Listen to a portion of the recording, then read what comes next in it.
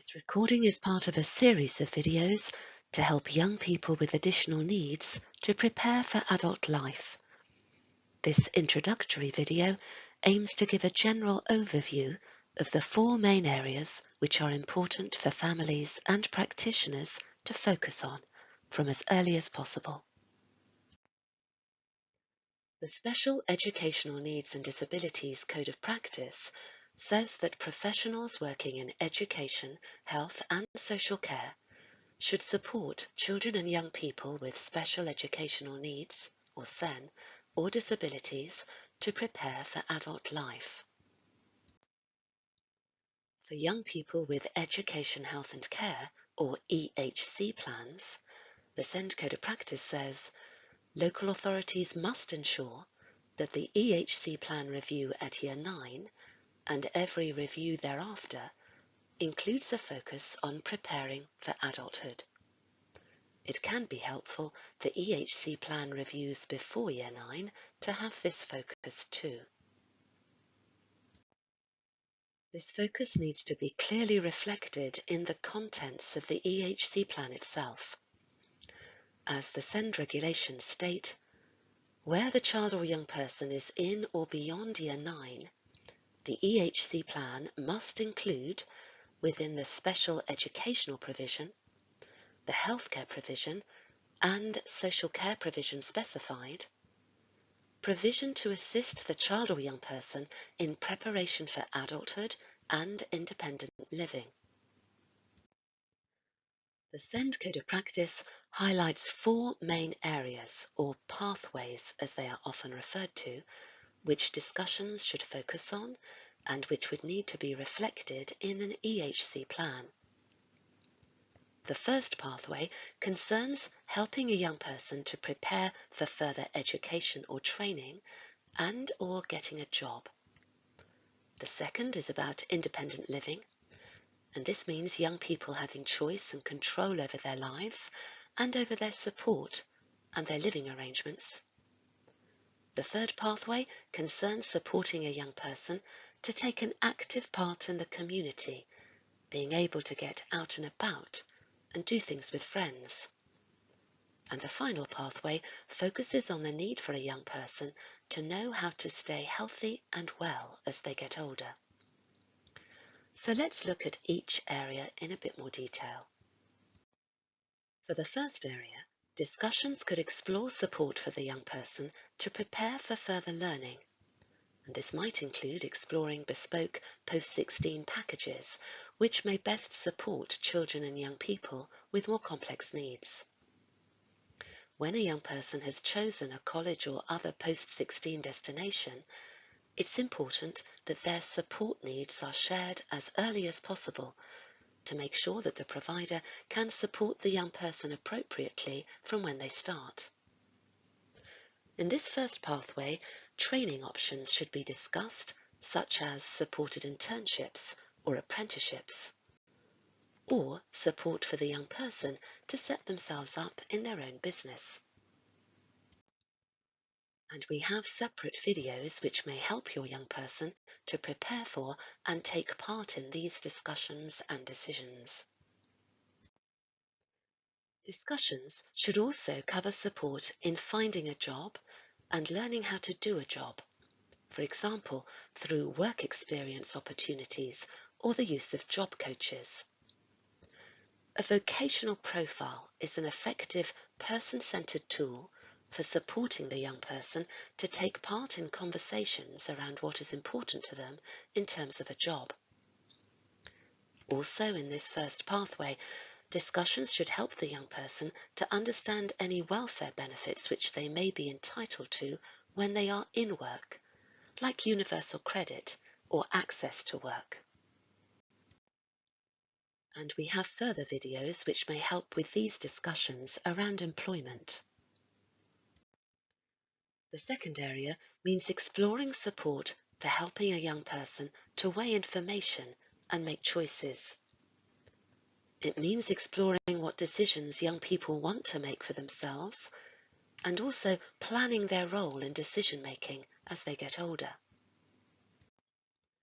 This includes discussing where the young person wants to live in the future, who they'll live with, and what support they will need to do this. It means discussing local housing options and support in finding accommodation. And housing benefits and social care should also be explained.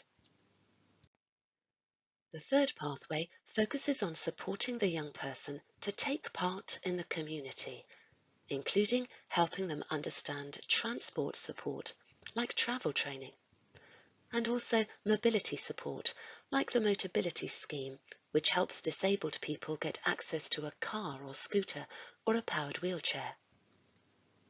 It means discussing how they can find out about local, social and community activities and opportunities for young people to be involved in local and wider decision making.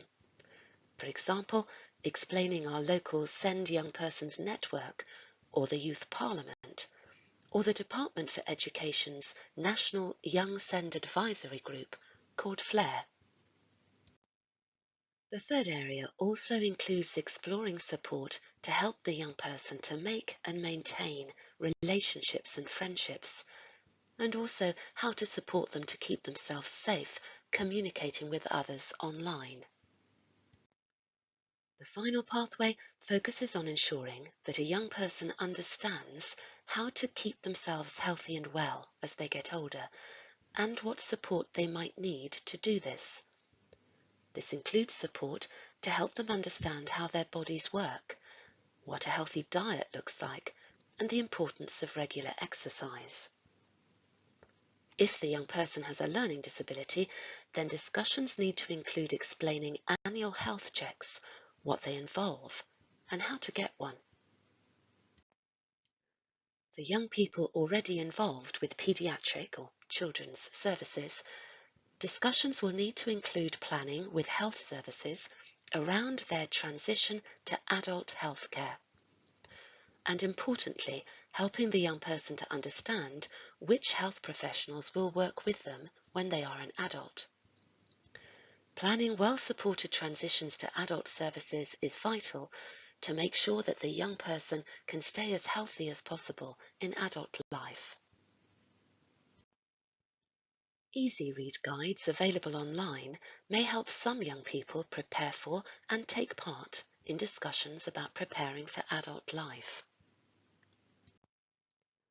Organisations with helpful, accessible resources include Suffolk Ordinary Lives, ACE Anglia, Leading Lives, and MENCAP. You may also like to explore the National Development Team for Inclusion's website, where there is a wide range of resources around each preparing for adulthood pathway. So who might be having these discussions with a young person about preparing for adult life? Often, these conversations take place in school or college and may be led by a member of staff or a careers advisor. All secondary schools and colleges are expected to have a careers programme with opportunities for work experience and access to a personal careers advisor. Young people who are in Year 11 and 12 and who are not in employment, education or training, or who are at risk of this, may have the support of a young person's worker or coach through early help. Or a young person may have access to a job coach through the charity Inspire's Youth Employment Service. Or a health or social care professional who is already working with your child may be involved in these discussions. Now, a word about the Care Act of 2014 and how this fits into supporting a young person to prepare for adult life. Like the Children and Families Act, the Care Act puts an emphasis on person-centred practice and promoting an individual's well-being. It focuses on areas which overlap with the 4 pathways to adult life described in the SEND Code of Practice. The Care Act says that local authorities must carry out an assessment of a child's needs, also known as a transition assessment, where this would be of significant benefit to the child, and if it is likely they will have care and support needs when they turn 18. An assessment can be requested at any time ahead of their 18th birthday. However, the local authority can be flexible with the timing of the assessment and will decide whether and when there is significant benefit to assessing needs. And we have a separate video which explains transition assessments in more detail, which may help you. The SEND Code of Practice recognises that some young people may need support from an independent or an impartial professional to ensure that their views are heard and valued and at the centre of their plans for preparation for adult life. It states that local authorities should ensure that young people who need it have access to this support.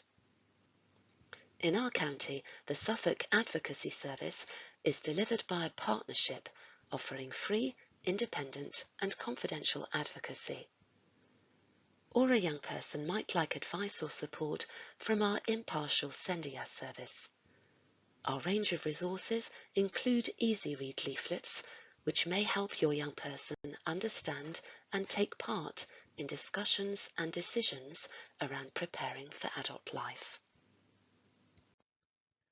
This video is made by Suffolk Sendias, but every county will have an impartial and confidential SEND, information, advice and support service.